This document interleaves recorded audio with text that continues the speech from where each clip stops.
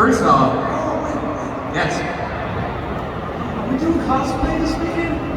Yeah. Okay, so I'm going to put it on my social media. Everyone who comes in cosplay, and I say, well, I have no idea how we're going to do this, but we'll figure it out. At the end of the little video I put on social media, I'd like to give it some applause.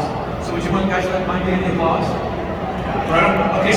I also want to say, you had Bob O'Reilly, you have Who as your intro music, which is pretty great. That's a great song to come in on. I was just back there thinking, like, they're giving me the French horns. Like, the French horns are always like for the hero. Yeah. For guys like that. That's like a great intro song. Here's a random question. As a musician, Ghost of the Robot, of course everybody knows James' band, right? What's sort of your playlist of life? What are some songs that are kind of running through your head at different times? Do you have a theme song for your life? No. Stevie Wonder, Love's in Need of Love Today. Okay. That one, that's the opening cut off of Songs in the Key of Life. Okay. Is fabulous. Oh my god, the guy from Buffy the Vampire Slayer, literally. Baby Talk by Everclear. Hey, did you guys know that song? This is a song about Spike, a good guy that had a fight. When I first heard that, I was like, is that about me? Oh my god. Yeah, I'll think of more. Yeah. About me. Yeah, it's like, especially through this last year of change, it seems like we've got a lot of time to kind of think about moving through life, what we want out of life. What are some of the things that during pandemic, during lockdown, what did you kind of walk away from? Did you create things? Did you, take up a new hobby? How were you spending this time? I started this Zoom meeting with, it started with about 7 of my friends, and we would just take a few minutes and tell each other how we're doing today, and then start growing. And now it's like 20 to 40 guys that come every day, and we take 3 minutes to tell each other how we're doing. And so consequently, there's always someone who's doing really well, and there's always someone who's doing, has a real challenge. Like there's one of us who's died of cancer, and he found out during the pandemic. So I've just been trying to help out guys that I notice might need a lift or might need some help of some kind. And I'm finding that when I'm nice to people, then I'm in a better mood. Who knew? Yeah. I don't know. But that has really made a huge difference in me getting through this last year. I've really been, because when I'm not thinking about myself, I'm in a pretty good mood. When I'm starting to think about myself, when all that stuff goes, then worry comes along and everything else. But when I'm trying to help somebody else, that gives me a good day. So you're going to keep it going even as life returns to normal? You think that you'll keep this sort of Zoom group therapy idea going? Yeah, it's not like group therapy. We don't give each other Support advice. group. Yeah. Support group. Yeah, okay. I think that's a great thing. It's a support group. Yeah, you know what it is? A support group. Well, most of us are doing great, so, yes. That's the guy from Buffy the Vampire Slayer. That's the guy from Buffy the Vampire Slayer.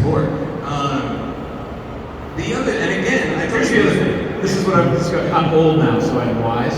And I'll hit you with some of this. Please, drop it in. Okay. So, there's what's going on inside my head, which is a tempest of fear and expectation. And then there is all the stuff that's going on outside my head, which is what we call reality. And I went most of my life expecting reality to live up to what's We're going live on in San Expo, Boston, guys. Like I get angry at traffic. What is that? Like, the traffic is going to be what it is. Right. And why am I getting angry? So you can't impact it. Exactly, you can't change it. So I'm just trying to realize that whatever's going on inside in here has nothing to do with reality. Yeah. No, I think that's great. And I think that these kinds of conversations are really important because we've all gone through this global experience and we've all kind of taken away different things. But it is somewhat unique when you are a musician, you're an actor, you're a performer, you're an entertainer. Did you miss audiences? I miss people.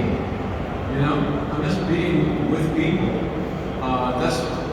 I get the same thing in front of an audience that I get at a dinner party, which is hi, how you doing? You know, I don't really get a special lift out of an audience. I kind of grew up in front of an audience, so it's kind of normal to be in front of an audience. But I get a sense of human connection. Like we're all kind of doing the same thing right now. We're all trying to have a good hour together. You know. Yeah. Good.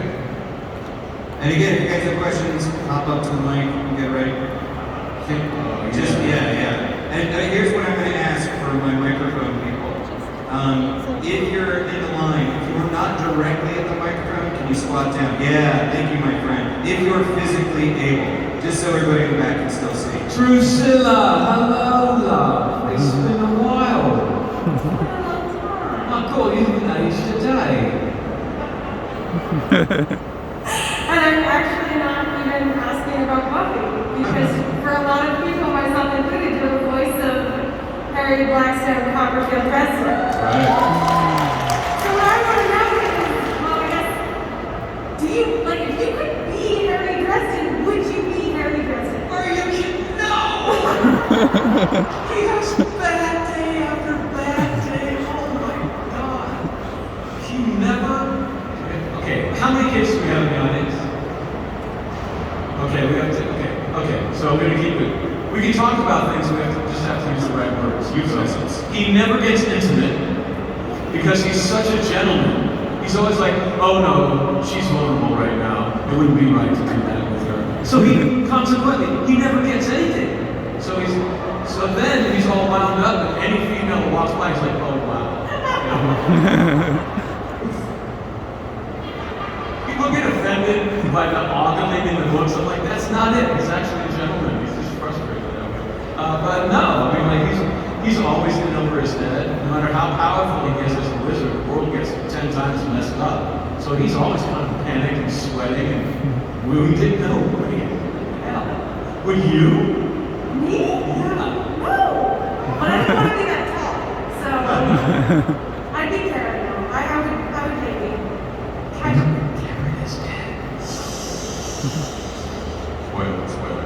I mean, or It's maybe been out for Butters. years. Like maybe Butters, because Butters has the best.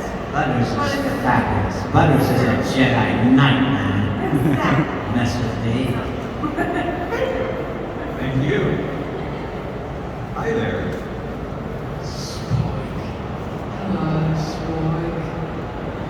More or less, yes, though maybe a little less and a little more in your case. My question is that of all of the skills and talents that you have accrued in training for your roles, whether on stage or screen, have you found applicability and use for in your day-to-day life? That's a really good question. Is anything that I've learned for acting applicable in real life? Whether it's a specific skill such as bartending or more general skill. This is the thing. I don't know how to do anything. Except I know how to put words in it. I know how to act. That's it. Like I tried to wait tables when I was in my 20s. I was miserable. I was a failure at that. I don't know anything else. But I can make it look like I can do anything. I can fool you into thinking that I can fly a fighter jet. I can fool you into thinking I was a computer scientist. I don't know anything about that.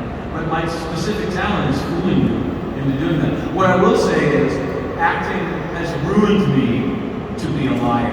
Like a lot of people think that actors are good liars. It's exactly the opposite.